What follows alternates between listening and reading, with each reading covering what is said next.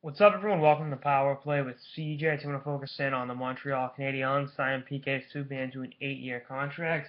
The financial terms were not released, but I would assume it's in the 60 to 65 million dollar range. Literally 5 minutes ago, the piece talked done about how I think that the Canadiens were screwing him and not doing a good enough job signing him long term. But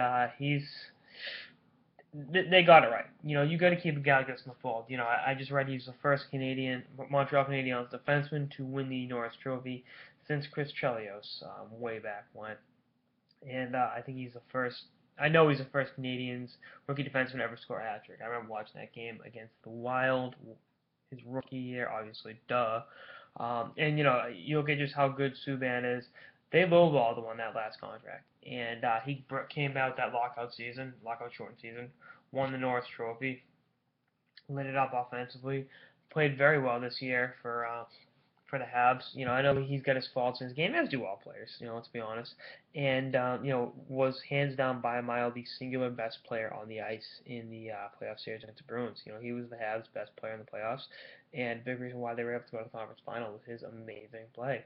And I think he's going to be you know worth whatever money the deal's worth. And I think the Habs were taking advantage of his loyalty. I think he obviously wanted to stay in Montreal, and I'm glad for the sake of the Canadiens that a deal got done. Now as a Bruins fan, I'm pissed because I would love to see him somehow get to unrestricted free agency. Then the Bruins put in a bid for him, then reunite him with his brother Malcolm, and have the Subbans leading the way. But it's not going to happen. So I guess I gotta get that fantasy out of my head.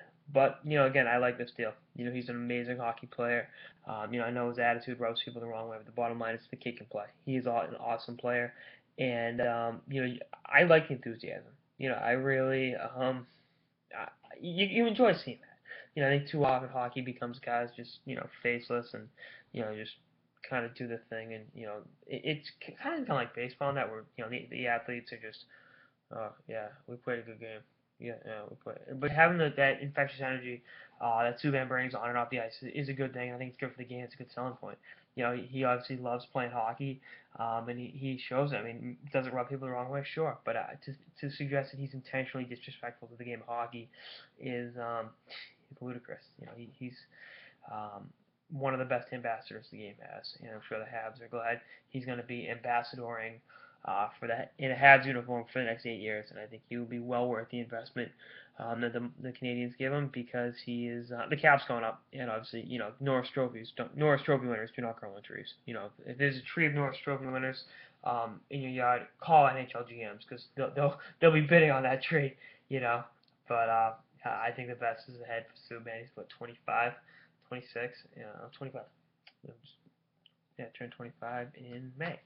So best days are ahead of him, and when he's 33 is on the contract. I think 33 is still in your prime, and Subban's obviously in great shape, so he could be getting another big contract. We'll see what happens. But anyway, that's on this episode of the Power Play with CJ on the Habs re-sign of PK Subban. Stay tuned for episodes for the off season and beyond. Later, guys.